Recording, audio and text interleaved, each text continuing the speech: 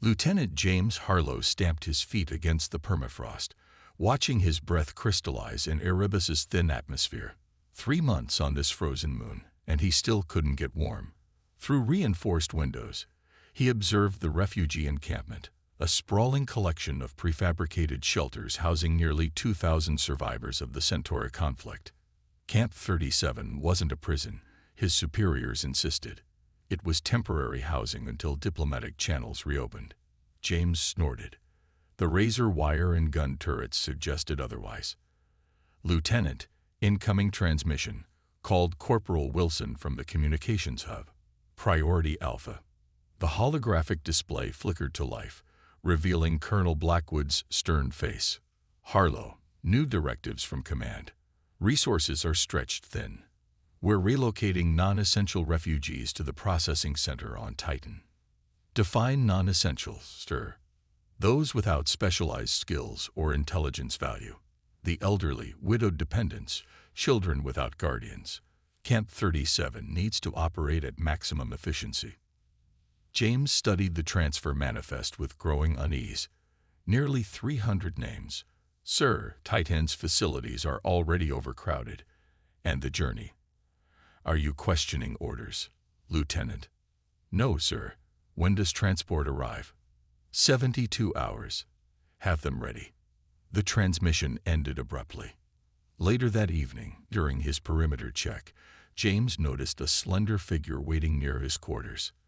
As he approached, she stepped into the light, tall and graceful with pale indigo skin that seemed to absorb the moonlight. 2 small children huddled behind her legs. He recognized her from the medical bay where she volunteered. Kiara, one of the Lumidary refugees.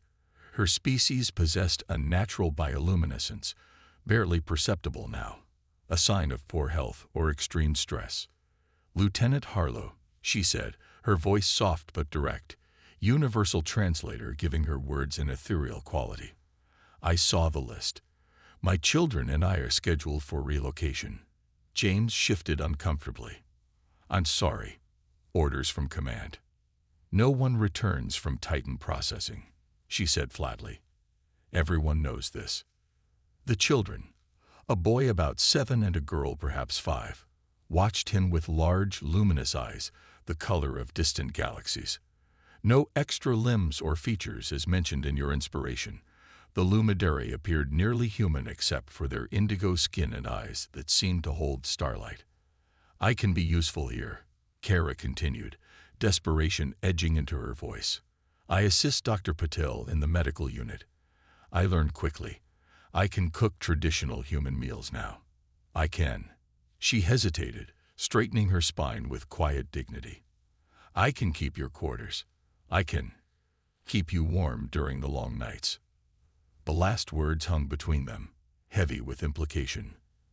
"That's not necessary," James replied automatically, though he couldn't deny an unexpected flutter of interest. "My children are quick and quiet. Talon helps maintain air filters already. Mira can sort supplies." She stepped closer, close enough that he could see the faint patterns beneath her skin, constellation-like markings unique to each Lumidary. "Please, we have nothing left. Our world is gone. Don't send us away." James glanced at the children again. Both were thin but alert, watching this exchange with the preternatural stillness of those who had learned that survival sometimes depended on invisibility. Military regulations prohibited fraternization with refugees, but there was a clause, seldom invoked, allowing officers to claim domestic assistance from among the displaced populations. "You understand what people will assume?" he asked quietly. "I understand survival," she answered, her gaze unwavering. "And I understand kindness when I see its possibility." Behind her professional demeanor, James glimpsed something that resonated deep within him. Pride bending but not breaking, determination to protect what little remained of her family. He'd joined the military to protect the vulnerable, not shuffle them between increasingly hopeless situations. "Report to my quarters tomorrow, at 800, he said finally. "I'll have the paperwork ready." As she turned to leave, the smaller child, Mira, stepped forward impulsively and pressed something into his hand. A small carved stone, polished smooth, with the lumidary symbol for gratitude etched into its surface. That night, James stared at his ceiling, the stone cool against his palm, wondering if he'd just saved 3 lives or compromised everything he'd believed about himself. Outside, Erebus's eternal winter howled against the reinforced walls of Camp 37, a frozen wasteland where, perhaps, an unexpected warmth might somehow bloom. The first week of their arrangement was an exercise in awkward navigation. James cleared his small second bedroom for Kiara's children, while she insisted on making a pallet for herself in the living area. Military quarters weren't designed for families, but they adapted. "You don't need to sleep on the floor," James said on the 3rd night, finding her arranging blankets. "It is appropriate," Kiara replied simply. "My people believe in maintaining boundaries." Despite his assurances that his offer of protection came without expectations, James noticed how she tensed whenever he moved too quickly. War left invisible scars on everyone. Camp rumors spread faster than the artificial heating could warm the frigid halls. Fellow officers gave knowing smirks. Refugees regarded him with new suspicion or desperate hope that they might find similar arrangements. "Lieutenant has gone native," he overheard Sergeant Pierce comment in the mess hall. Lieutenant Commander Vega cornered him after morning briefing. "Harlow, about your new domestic situation. Everything's filed properly," James replied stiffly. "Not questioning that." Vega lowered her voice. "Be careful. Blackwood's watching you." Meanwhile, Kiara transformed his quarters. Traditional lumidary textiles appeared on walls, somehow making the sterile room feel warmer. The children maintained perfect, nervous silence initially, but gradually revealed their personalities. Talon, serious beyond his years, shadowed James when he worked on equipment. "Earth machines use different principles than ours," the boy observed, his indigo fingers tracing circuits with impressive comprehension. Mira remained cautious until discovering James's small collection of paper books, a luxury in space. "You have real stories," she whispered, eyes widening with wonder. One evening, returning exhausted from a double shift, James found dinner waiting, a fusion of Earth and lumidary cuisine. Kiara had somehow acquired ingredients from both worlds. "This is incredible," he said, savoring unfamiliar spices. "On my world, sharing food creates connections," she explained, finally sitting when he insisted. "My husband was a culinary architect before." Her voice trailed off, that universal experience of grief transcending species. "Tell me about him," James said softly. As the children listened, Kiara described their life before war, a crystalline city where light was both art and sustenance, her husband's legendary feasts that drew visitors from distant systems. That night marked a turning point. Kiara spoke more freely afterward, and James shared stories of his own family's farm on Earth, something he rarely discussed with fellow officers. When the children called him Naverick one morning, Kiara looked startled. "It means unexpected guardian," she translated, embarrassment coloring her features. "I'll speak to them." "No," James replied, surprised by the warmth spreading through his chest. "I don't mind." Outside their quarters, tensions in Camp 37 escalated. Resources dwindled further, and James found himself increasingly at odds with policies he was expected to enforce. During their 6th week together, a blizzard knocked out the camp's eastern power grid.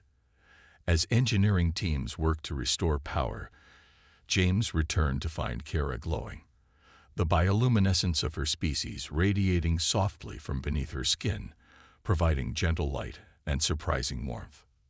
"You're beautiful," he said before he could stop himself. In the gentle blue illumination, their eyes met, and something unspoken passed between them. Vulnerability recognized, respected, reciprocated. Later that night, with the children asleep, Kiara explained, "Light sharing is intimate among my people, but you needed warmth." James realized 2 things with startling clarity. He was falling in love with an alien refugee under his protection, and if anyone discovered the depth of his feelings, they would all be in grave danger. The inspection came without warning. James was in the command center when alarms blared, not external threats but internal security protocols engaging. "Surprise compliance check," announced Colonel Blackwood, materializing with a team of security officers. "All quarters, all documentation." James felt the blood drain from his face. He'd falsified Kiara's skills assessment to qualify her as essential personnel. Nothing that would withstand serious scrutiny. He tried to reach her through his communicator. No response. By the time he reached their quarters, security officers were already inside. Kiara stood rigid with dignity despite her fear, the children clinging to her legs. Both appeared dimmer than usual, their natural luminescence fading with distress. "Lieutenant Harlow," Blackwood said coolly, "your assistant seems to have misrepresented her qualifications. The medical skills on her application are exaggerated."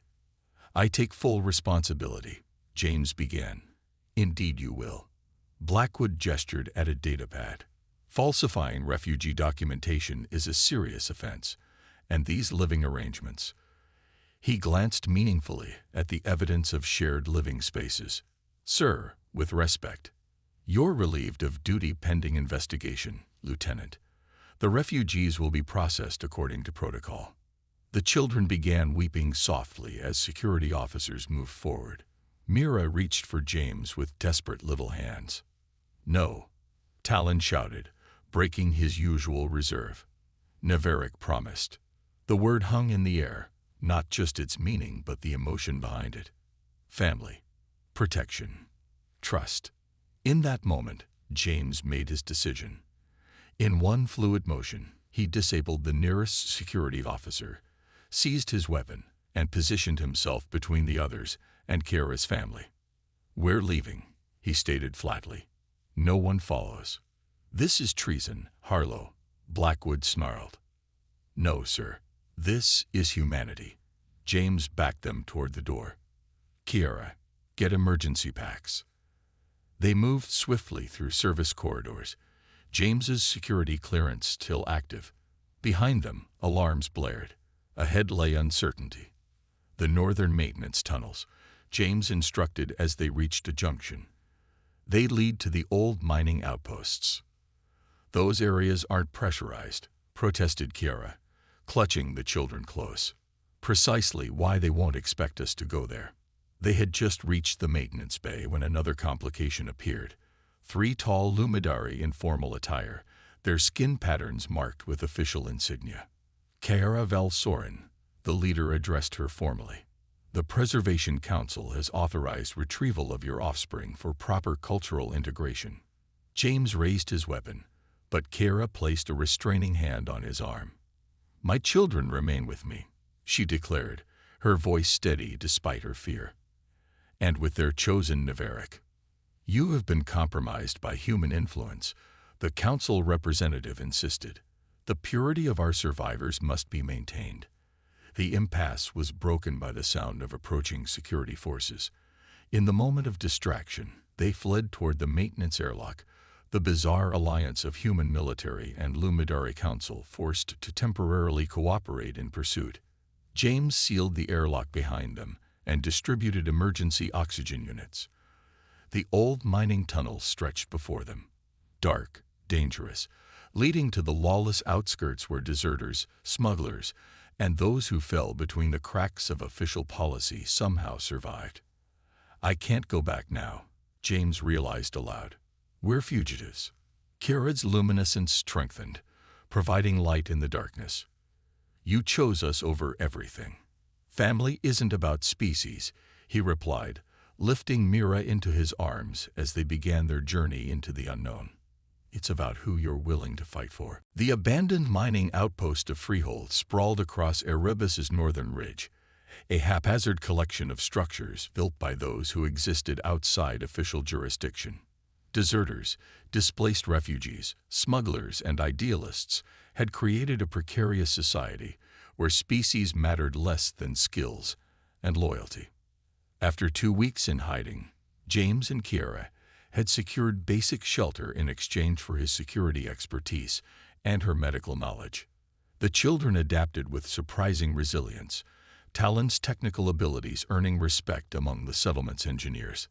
"They're scanning the western quadrant today," reported Nadia, a former Alliance pilot who monitored military communications. "Getting closer." James nodded grimly. The joint human Lumidary search parties hadn't given up. Combined with winter storms intensifying across the moon's surface, their situation grew increasingly precarious. That evening, as Kira's bioluminescence provided gentle light for their sparse dwelling, James studied worn maps of the region. "The supply vessel that trades with Freehold leaves tomorrow," he noted. "We could attempt passage to the outer colonies." Kira's light dimmed slightly. "More running, more hiding, until we find somewhere safe." "Is there such a place for people like us?" she asked, the patterns beneath her skin shifting with emotion. "Not human enough. Not Lumidary enough." James pulled her close, feeling the now familiar coolness of her skin warming against his. "We define who we are. No one else." They were interrupted by commotion outside. Shouts, running footsteps.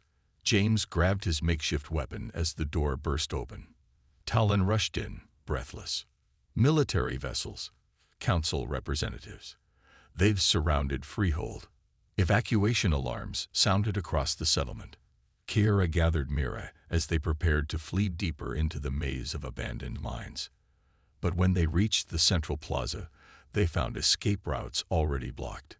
Colonel Blackwood's amplified voice echoed through the settlement. "This is your only warning. Surrender the fugitives." Luminescent council representatives stood alongside military personnel, an unholy alliance bound by shared rigidity. To their surprise, Freehold's residents formed a protective barrier around them. "They're under settlement protection," announced Nadia, stepping forward. "Freehold has its own laws." "This is military jurisdiction," Blackwood countered. "And these children are Lumidary jurisdiction," added the council leader. The standoff escalated, weapons appearing on all sides. Freehold residents, human and non-human alike, stood firm despite being outnumbered.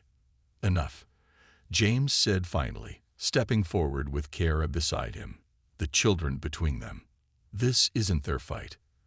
Their small family stood exposed in the plaza, facing the combined forces that sought to separate them. "Lieutenant Harlow," Blackwood began, "you've violated multiple regulations. I've honored what those regulations should protect." James interrupted. "The dignity of all sentient beings. The right to family." The Lumidary Council representative addressed Kara. "Your children belong with their kind."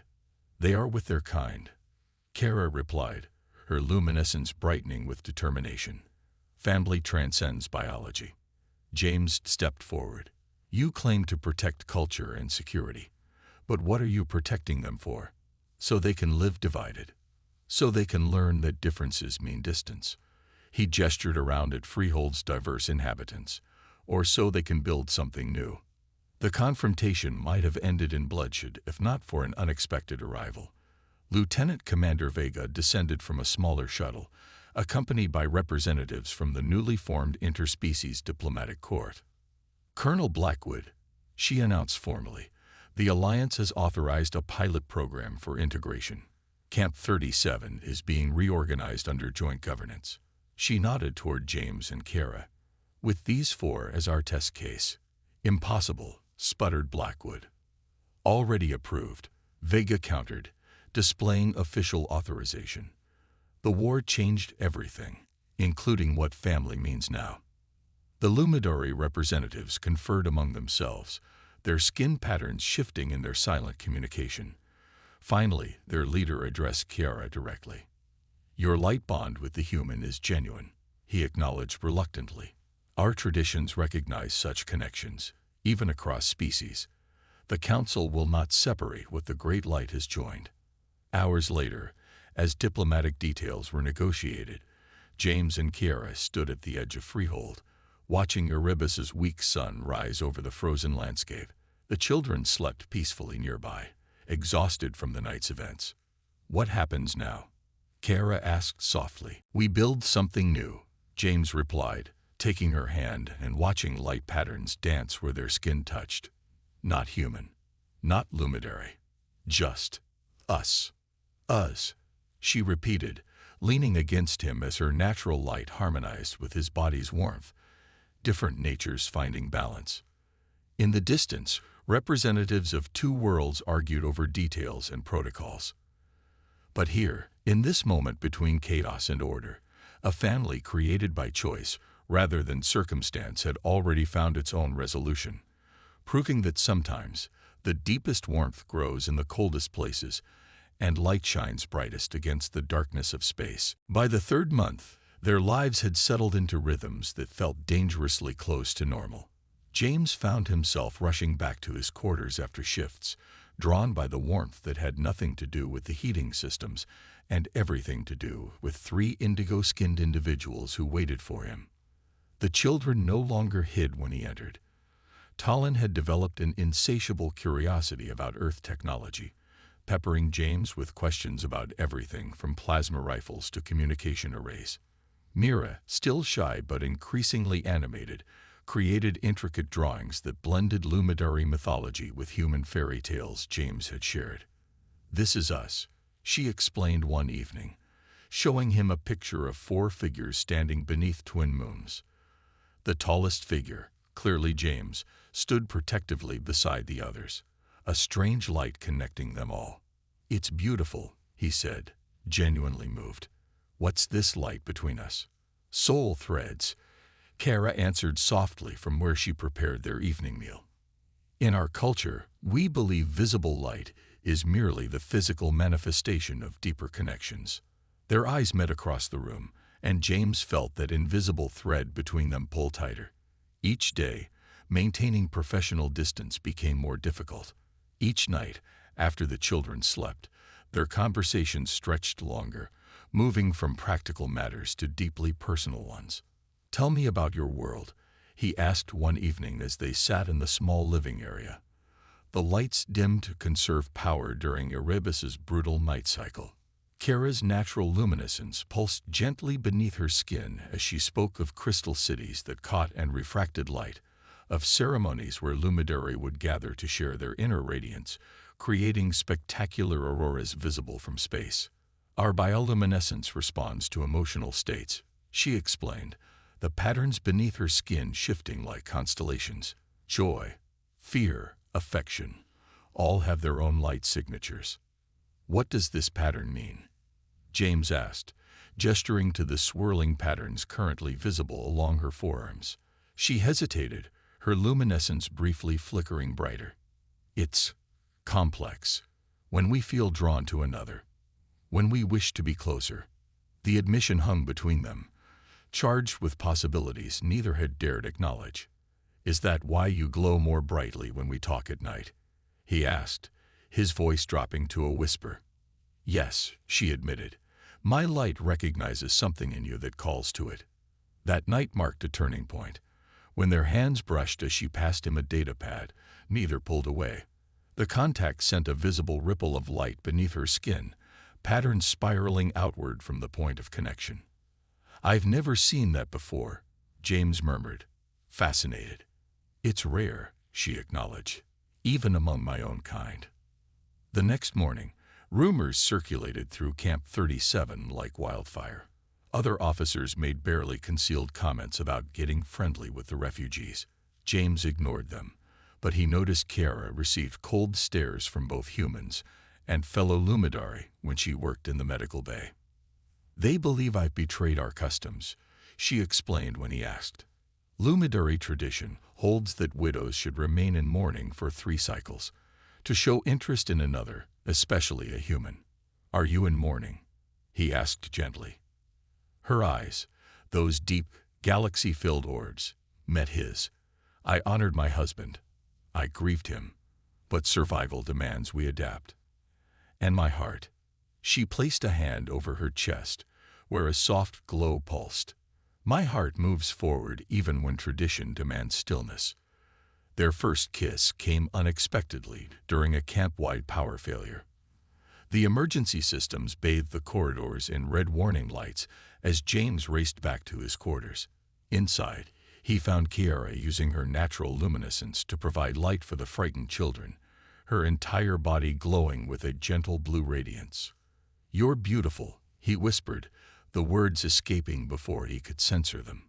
She looked up, startled, and the light beneath her skin pulsed brighter, patterns shifting into what he now recognized as pleasure and affection. Without thinking, he crossed to her, cupped her face in his hands, and pressed his lips against hers. The difference in their physiologies made the experience uniquely intoxicating. Her skin was cooler than a human's but warmed quickly against his. Where their lips met, her luminescence brightened to an almost blinding intensity, casting their shadows across the walls. When they separated, both were breathing heavily, staring at each other in wonder and alarm at what they'd just initiated. "The children," she whispered, glancing toward the bedroom. "Asleep," he assured her, having checked the small room on his way in. "Kiara, I know this is complicated." "Complicated?" She gave a soft laugh. A human officer and an alien refugee with 2 children, hiding in plain sight on a frozen moon while 2 species fight for survival. "Yes, I would say complicated describes our situation." But her light told a different story, pulsing in rhythm with her quickened heartbeats, the patterns beneath her skin forming intricate designs he'd never seen before. "What does this mean?"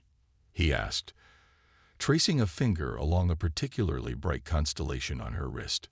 "It means despite every reason not to, I am falling in love with you," she whispered. "And it terrifies me."